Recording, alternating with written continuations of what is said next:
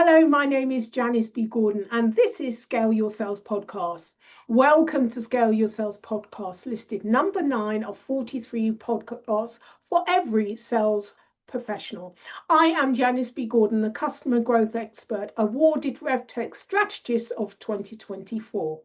In today's episode of Scale Your Sales podcast, my guest talks about a people-centered leadership approach that shifts the focus. Instead of driving performance only through numbers, it really prioritizes the well-being and development of the team, building strong connections with customers, and creates more resilient organizations. She said when leaders invest in people, employees, and customers alike, they build loyal engagement, trust, and ultimately this drives long-term success. She also talked about sales activity studies to heighten non-direct selling activity that reduces the amount of time sellers spend with clients, which is what we all join the job to do. You're really going to enjoy this conversation. My next guest is a seasoned CRO officer who served as a global CSO at Forrester Research and is currently CRO at Briefly Legal. She specializes in driving sustainable revenue growth and transforming organizations. She is a strategic, data-driven, people-first leader committed to achieving challenging goals through thoughtful planning, relentless execution, and clear communication. Welcome to Scale Your Sales podcast, Kelly Hippler. Thank you, Janice. It is such an honor to be here. I've really been looking forward to today's conversation with you, and just thank you for the great IP that you are putting out there for the sales community with the Scale Your Sales podcast. Really appreciate it. Well, I am delighted to have you on. We've got a common supporter. We're both on Wednesday Women. Leslie is brilliant for introducing me to incredible women like yourself, and your experience is phenomenal. So I really can't wait to get into this conversation with you, Kelly. So, let's start with this piece of research, Kelly, from SIA that shows that CRO's tenure is now averaging at 19 months, which is really shockingly short, considering the long-term impact on revenue these leaders like yourself have. So why do you think this tenure is declining, and how can people-centered leadership approach really help to reverse this trend and improve not only employee but customers' experience? Yes, absolutely, Janice. And I will say I was equally shocked when I saw the metric in terms of, average tenure being down to 19 months, and some saying that it's even less than that. And, I think for me, I actually, when I saw that stat, harkened back to, and I know you've had conversations with other guests who are rom-com fans, about a quote in The American President where Michael Douglas talks about the fact that he was too busy trying to keep his job that he stopped doing his job. And I think the harsh reality is that sales leaders know when they step in the seat that the clock is running. We talk about the fact that in sales, the meter is always running. And if you happen to be stepping into a situation where there are unhappy investors, that meter probably started even before day one. And so I think that given all that pressure, a lot of leaders start building decks, managing up, tracking KPIs, and doing all of these things in order to keep their job versus actually digging in, taking the time to get to know their people, get to know their customers. And the reality is, at the end of the day, your people are the ones who drive revenue for your company. You don't do it alone. And so getting to know your team, building trust, I think are all important parts of people-centered leadership that I think sometimes get left behind because people are feeling so much pressure when they first step into a particular role. And I think that's why trying to advocate for more people-centered leadership and approach, I think, creates the best scalable, profitable revenue engines for teams and for companies moving forward. Do you know, I think you've made a really interesting point. We've only just started, Kelly. In that, I think revenue leaders don't realize they have a honeymoon period. And in that honeymoon period, rather than delve straight into the job, they probably need to have more of a helicopter view of what's going on and focus in on the people. So it's almost like the helicopter view, thinking about all of the strategy, but actually focusing on the coal face. That's where most of your energy is, to really understand the team that you have in place, really what are the capabilities and what they're able to do. Because often what they set all of these targets, but they don't know if the people can reach them. Yep. What's the point in that? Absolutely. They have all these strategies, but it's only when it fails they realize it was never going to succeed. Oh, absolutely. And I think, talking to your folks, not only do you understand the team that you're picking up, but you also get a sense of what's the customer experience like. And there, definitely is a yin and a yang between those two things. And so at the risk of dating myself, when I went to business school, the service profit chain had just come out from the Harvard Business Review. And it talks about that connection between, how you treat your employees is how they will in turn treat your clients. And if employees are having a good experience, they will deliver a good experience for your clients. And we know all of the good things that come from a great client experience, from engagement, enrichment, advocacy, all of the things. And yet I think we overlook that employee piece. And I've been seeing more and more and hearing from more leaders, because you do get asked, to your point, typically for a CRO job, to create a 30, 60, 90, and being very explicit that, hey, the first 30 days, I'm doing a listening tour, right? And I'm going to talk to as many of the sales reps as I can. I'm going to talk to as many clients as I can. And then that allows you to sort of take what the strategy is at the top level and sort of build a bottoms up strategy. And I think if you don't take the time to do that, you're actually going to slow yourself down the road. And I think a 30, 60, 90 really allows you to be explicit about, like, my priority is getting in and understanding what the employee experience is like. Yeah, yeah. And there's lots of stats that you can look at for employee experience, but I think actually and really understanding what is the journey in this company. Yes. Because stats and numbers say one thing, but the actual experience, can you read what the feedback, what is the quantitative expression of how people really feel rather than numbers? And that takes some time if they even collect that, because they'll collect the numbers, but that's only half of the story. No, you're so right, Janice. And I know some surveys that I've seen just around employee engagement in general across the globe share numbers that employee engagement on average is at about 31%. And so if you think about running a sales organization, and we've all heard the analogy of you're driving down the highway trying to fine tune the engine as you go, yet 3 or 4 tires are missing air because a lot of your folks aren't engaged. No wonder CRO tenure is down. And so really understanding what is the employee experience like in your particular organization. And then that can also lead to what are some of the barriers that are slowing people down that you as a leader can remove for your team to help them to be more successful and more productive. Because I've yet to see a situation where you have client attrition and rep attrition. Like, if you're losing good reps, you're not going to be able to keep your clients, because there's nothing worse for a client relationship than losing a good rep, having a gap, having to then introduce somebody into that situation. And so really digging in and understanding within your particular organization, how are your employees feeling is a critical first step. Absolutely, absolutely. And you said earlier about the pressure from shareholders when you're starting a role. How do you manage that pressure and the expectations that are on you to ensure that you don't just leap in and start fixing things, and often fixing the wrong things?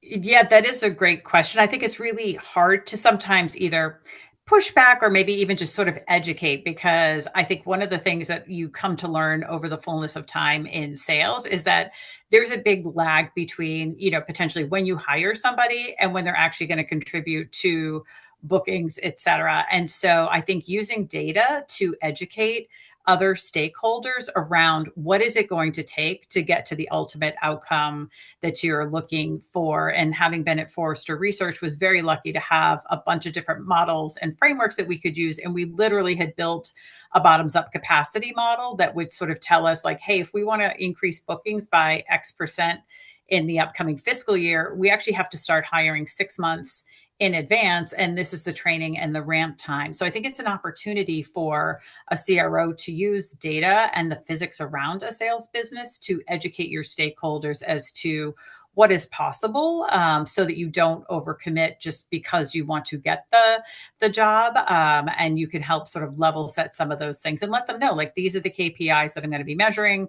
This is when I'm going to be reporting them out to you, because for better or worse, there are a limited number of levers that a sales leader has. And so which ones are you going to pull on to try to get to the outcome? But I think you also have to be transparent about the physics of the business and that some of these things do take time. And so if you have people who aren't prepared to give you that time, then you're probably going to fall into that cautionary tale of the 19 months in role.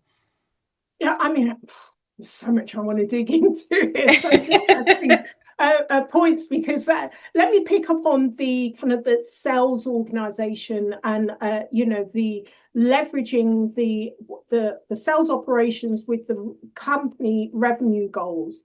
And you talked about the people, processes, and technology. So how can you ensure all of that is aligned in order to meet the stakeholders, the business objectives? Yeah, I think a lot of it does really come to building a bottoms up plan where you can actually show, this is how much of a sales increase we're expecting to get by adding heads. Our goal is to say drive productivity by 5% and actually show where that 5% is going to come from. So another process that we used to run was literally a time and activity study. And again, I think one of the frightening stats in sales is, most sales reps on average are spending only about a third of their time actually working with their clients, because there's so much either administrative work, internal meetings, and things that take them away from selling. And so what we would do each year was sort of run a process to see, it's basically a diary exercise. Where are sellers spending their time?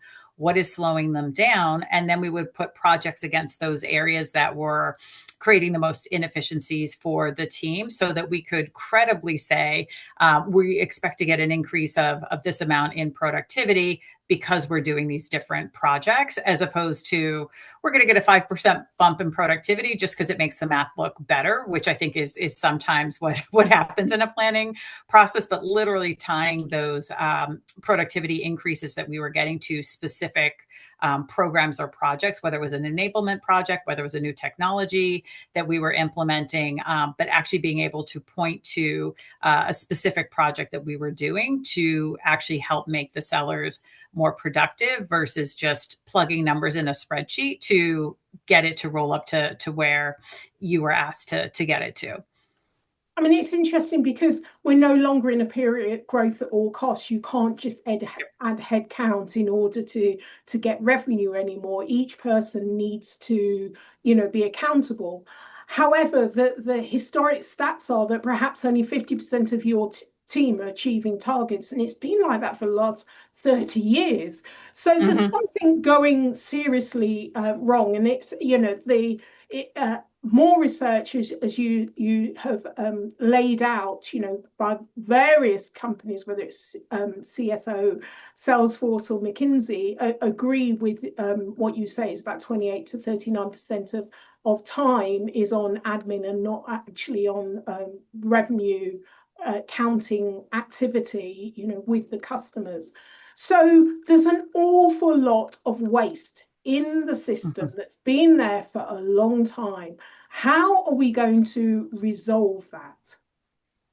That is a great question, Janice. And I do think a lot of it comes down to the first line sales managers. I always used to view that role as being the role that has the greatest impact on what your sellers are doing on a day-to-day basis. And if you're not training your managers, which a lot of companies, intend to train managers, but you get so caught up in new hires or rolling out a new product that I think that it's a cohort that is often overlooked and not enabled themselves to be able to do their job. And so I do think making sure that you have the right managers in place who are managing for the right reasons. I think we've all sort of seen, in sales, there's this sense that I'm a top sales rep. And so the next step for me should be management, when the reality is the DNA that makes somebody a top sales rep oftentimes makes them a horrible manager and leader. And so we used to have an emerging sales manager program, and our sales enablement team would joke that I would come into the first session and try to scare people out of managing, because I just wanted to make sure that people understood how different of a role sales leadership is versus actually selling. And I think what happens is a lot of folks who are good individual contributors get promoted up to sales managers. They believe that, hey, if I can take these 8 to 10 people and get them to do what I did and say what I said, they will be successful. And so best of intentions, but that's just not how managing people works, right? You have to adapt your style to each person on your team. You have to understand what their superpowers are and how do you help to enable that. And it's not about creating a cookie cutter team. And so I've seen teams, and we had it happen where we promoted somebody up and then you lose one of your top sellers out of the field. And then at the same time, they probably churn out half of their team because they weren't equipped to sort of do the job. And so I will explain to folks, like, you no longer control your W-2 when you become a sales leader. And if you're not in a position where you're comfortable with that, you probably shouldn't become a leader. Or we talk about the fact that, when you're a top rep, all the spotlight is on you and you're getting celebrated at the team meeting, company meetings, et cetera. And then when you become a manager, it's your job to put the sunshine on your teams. And so there are some folks who would go through our emerging sales manager program and say, this is great, but I don't think I ever want to manage human beings. But I would consider that a win, because otherwise we would have lost some great talent. Or some folks would come back 2 years later and say, okay, I get it. Now I'm ready. Now I'm ready to manage folks. But I think a lot of people don't go into it for the right reasons, and then they're not trained on how to do it effectively, and it does not have a great outcome for the manager or for the sellers. Yeah, and to be fair to the top contributor, that's how the sales industry has set up their promotion. Yes. So there's a certain expectation, and if you do not go, whether you want to or not, to the next level, it feels like you've failed. So we need to kind of change a lot of that mechanism and mindset. And the other aspect of what you talked about, which I thought was absolutely brilliant, is really connecting to the outcome performance, but also the buyer's impact as well. I use a data-informed lens and help CROs and CEOs to really see the root causes of what's happening in the whole revenue system. Because often I've found when I've gone into organizations, and I may have been brought in by the revenue leader, but it's the revenue leader that's the problem, or it's the managers that problem. Not always the reps are the problems, and the reps often know that they're not being managed well, they're not being, the deal is being coached, but they've never been taught how to coach to the actual person. And you and I know most of sales success happens here. Unless you understand what are the limiting beliefs and what's really going on here, then you're really not going to get that average or above average person to be the consistent top sales performer. So it's really about coaching and understanding the DNA of the individuals. The other thing is they often get in training. Well, one size does not fit all, thinking that's going to fix the job, because then 2 years later you're bringing in the same sales trainer to do the same thing again, and it just hasn't stuck because they don't understand what are the root causes. And so this data-informed process literally does a 360 assessment, and it's based on data that's been collected over the last 30 years. For every industry, every sector, we know what great looks like. So we now can benchmark what is the great sales leader for your sector, in your industry, in your culture. this is what great looks. Here are the gaps. Let us help you close just that gap with that sales leader, the individual, just the gaps with the sales manager, just the gaps within the individuals within your team. I'm going to help you to coach those gaps so that you're bringing up your team. And often you'll find that through this data, we can interrogate it, and it tells us that 77% of salespeople either are in the wrong role, or you have hunters in farmers, Yep. and vice versa. They're never going to succeed, or they shouldn't be in sales. They shouldn't be in Yes. sales. They've Yep. fallen into it, and ego won't let them step out of it, and they shouldn't be in sales. So that's the kind of position that many CROs inheriting, but they don't know which bits are the gold. It takes them a while to work that out. If you just assessed your team, you'd have that information. You could put everyone in the right position, and then you're going to have a team that's set up for success. What does that, instead of taking 6 months, that's 1 month. 1 month in order to really identify where the gold is and help your managers to really coach the people to consistent success. So where do you feel that sales leaders, CROs and CEOs are not really grappling with? It's one of those things that cans that you kick down the road, not really grappling with, to really take the team and what is going to be a smaller team, because we haven't yet talked about technology, what's going to take them into the future to be consistently successful. You've seen and managed so many teams now. What do you think of the things that they're really not grappling with at the moment that's relevant today that they've got to deal with?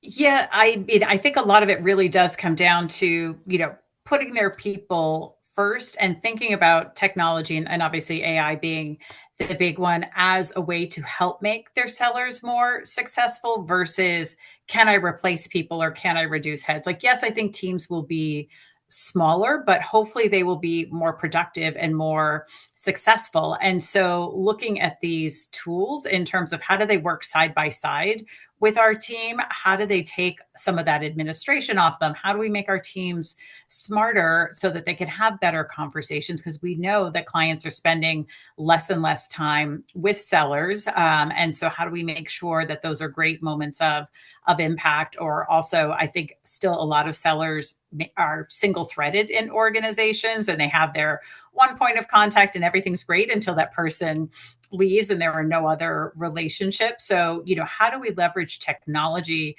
to help our reps to do a better job, to coach them better, so that they can be more successful? Because as a team becomes smaller, it's gonna make it that much more important that more of them are getting to plan. Otherwise, it's not going to ladder up to the company's plan. And so I think that there's so much noise around, how many jobs is AI going to replace, that I think it's just natural. I mean, you've got human beings who are change resistant to begin with, and now they're afraid they're going to lose a job to a tool. And so I think it's going to be really hard to get people to adopt some of these tools unless they truly trust and believe that their leaders are introducing them to help make them more successful, not because they want to replace them. And I think that that's going to be a challenge for leaders if they're not trusted, if they don't know their people, and if they can't authentically say, we're launching this tool or thing because we want you to be more successful and not that we want you to train this bot so that it can replace you.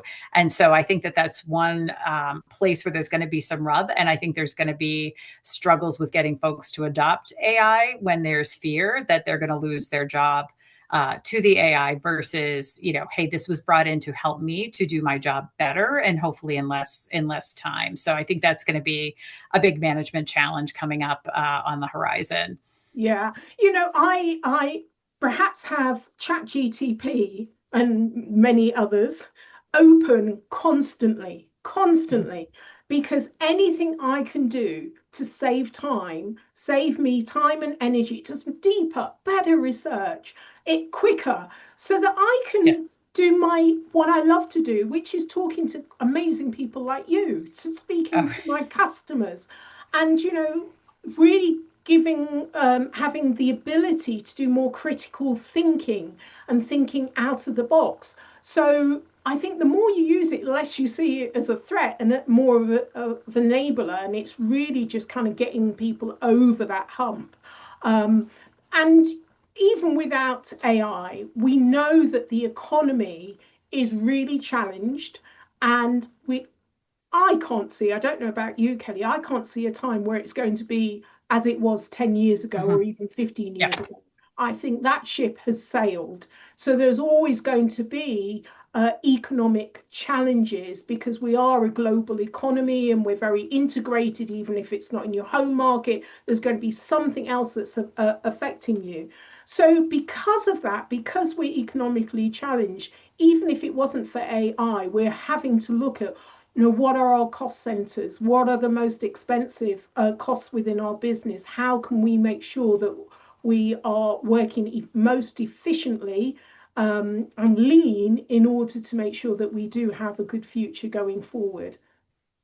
Oh, I think you're absolutely right. And I also agree with you 100% on the AI piece. It's like the more I use it, the more I want to use it because it just takes things that I would have agonized over when writing something, or I can take a draft and I can put it in, or I'm about to do a training session, and so instead of creating it from scratch, just said, give me an outline, like here's what I'm trying to do, here's my audience, and within seconds you have an outline that you can start working with. And I had actually seen a post on LinkedIn where somebody was encouraging people to ask their AI for feedback on them. And what was interesting was Copilot told me I spent too long working on things and I should just move. And so the AI has even become my Knows me coach. so well. Oh, it does. Yes, totally. It's frightening, isn't it? Yeah, but yeah, really pleasing. Have you asked it to give you a roasting yet? I have not. Roast Oh my you. God. Yeah, it's very funny. Yeah. Have you done? I have done it. Yes, I have done it. So when I need to give myself a good talking to, I ask it to roast Okay. me, and then Oh it my puts gosh. me back in line, and I'm off again. Yeah. Yeah, and it is frightening. I mean, I think once you've trained it, you've worked with it a while, it's got to learn your voice and more about Mhm. your business, your customers, and so forth. It is amazingly accurate. It's unbelievable. And so then taking that an extension further, if it's going to be that accurate with you, then it will be with your customers and the people you're trying to reach as well. Yes. I absolutely love it and do not see it as a threat. So, like you, it's open all the time. I may come back to you though after I do the roast thing. My opinion might change Yeah. after I do that. There may be something in there that you're not seeing, Kelly. I will definitely get back to you offline on that one. Oh, they're really interesting. So, Kelly, um, I'm really interested in what would you tell a CEO and sales leader if you're looking at them thinking about the future roadmap? What would you tell them they need to put in place? Sure. I mean, I think, as a sales leader, I think it's important that you really understand your people, your team, where are they winning and why, where they, what gets in their way and why. And again, I think oftentimes, the soft skills get overlooked and people want to go with their, decks and analysis. And yes, you need to use data and build bottoms up plans. But I think to actually take the time to invest in what your people are saying, because at the end of the day, they're interacting with your clients more so than you ever could. And if they're not having a positive experience with your brand or your company, it will be reflected in how they interact with clients. And it will ultimately erode the trust that you have with your client base as well. And so, I often talk about things as simple as starting with like getting feedback on your leadership style and doing, anonymous survey, because it's not enough to say, hey, Janice, how am I doing? I'd love any feedback you have. And I think people are well intentioned sometimes when they ask for feedback, but forget that they are in a position of power. And so even if you're the one who put somebody in a role, they're not always going to be comfortable giving you that feedback. I think there are lots of different ways to enlist feedback from both your clients and your teams. And so if CEOs and CROs are not doing that today, really thinking about how do you bring your clients in and your employees in to become advocates and brand ambassadors, and you have to understand what their experience is like, if they're going to be able to do that. And then from there, once you understand what's either impacting the buyer journey or the client experience, and same thing with your sellers. Again, I think that those are two parallel things. It's about really focusing on what can you do to remove those barriers, to improve those experiences, because then that's when the flywheel really starts to move forward. And it takes a lot of discipline. You combine the data, the qualitative, the quantitative feedback, but I do think it is your best path to sustainable growth. And again, I think just so, I know it sounds really basic, but as we see from the engagement data, not a lot of people are doing that right now. And I think it makes such a huge difference in how your employees feel every day when they show up to work, when they know that their voice is being heard and that projects are being implemented based on their feedback to try to help make them more successful. Or if you're not going to do something, explaining why you're not going to do something so that they at least know that the feedback was heard. And I know it sounds really simple, but statistics show it does not go on in the majority of companies right now. And again, I think that's because folks are most focused on shareholders or, managing optics in the external market. And I think it's just, missing the mark that, your employees are the ones who are out there every day on behalf of your organization. They are the brand to your customers, and really making sure that there's good alignment there, I think, is the best path to sustainable growth for any organization, regardless of the industry they're in. So what one leader influenced your journey and why? Sure. So being at Forrester, I was really fortunate to have a number of terrific leaders. Ellen Daly is one who springs to mind. She went on to become CEO of Acorio. And I think she was one of those people who could, was super smart, but always asked really good questions and was always curious. You never felt intimidated. She would just sort of lean in and try to help coach people up versus trying to take them down, even if she saw something that maybe was going to be a fatal flaw for, a particular vendor or whatnot in the Forrester experience, and was always there to sort of help and lift others up and coach people to be their personal best. And so definitely learned a lot just from also just, self-deprecating humor, I think goes a long way, not taking yourself too seriously. And yet again, just being probably the brightest person in the room, most of the settings that she was in, but never carried herself that way, was always just, curious and, genuinely wanted to understand why other people had different perspectives, and learned a lot from her over the years, and still admire her to this date. So was very fortunate to work with her. That's a fantastic quality. So thank you for sharing that, Kelly. So how can listeners get hold of you? Sure. I'd say best place to get hold of me, Janice, is on LinkedIn. So Kelly Hippler, and certainly happy to continue the conversation, especially with like-minded folks, or, folks that are new in a role and trying to think about, how to put some of these people-centered leadership attributes into practice, or even just commiserate. I think sometimes, when you're in a C-level role in your company, like yes, you have an executive team, but you're the only person in your job. And I think, the CRO role in particular is one that has a lot of pressure, a lot of responsibility, and sometimes just being able to commiserate with others and share stories can be helpful. So always happy to connect with folks on LinkedIn. Excellent. I'm sure they will. You're going to have a storm of people. Happy to. Thank you so much for being a guest on Scale Your Sales podcast. I've really enjoyed the conversation, Kelly Hippler. Oh, thank you, Janice. And again, appreciate the invite and all the fantastic content that you're putting out there. If you enjoy this episode of Scale Your Sales podcast, explore other episodes of insightful guest conversations, or watch the caption show on YouTube. Remember to subscribe so you never miss an episode filled with strategies to help you scale your sales. I love to hear your thoughts, so please share your views and leave a review on iTunes. It helps us reach more revenue generators just like you. So until next time, keep scaling your sales.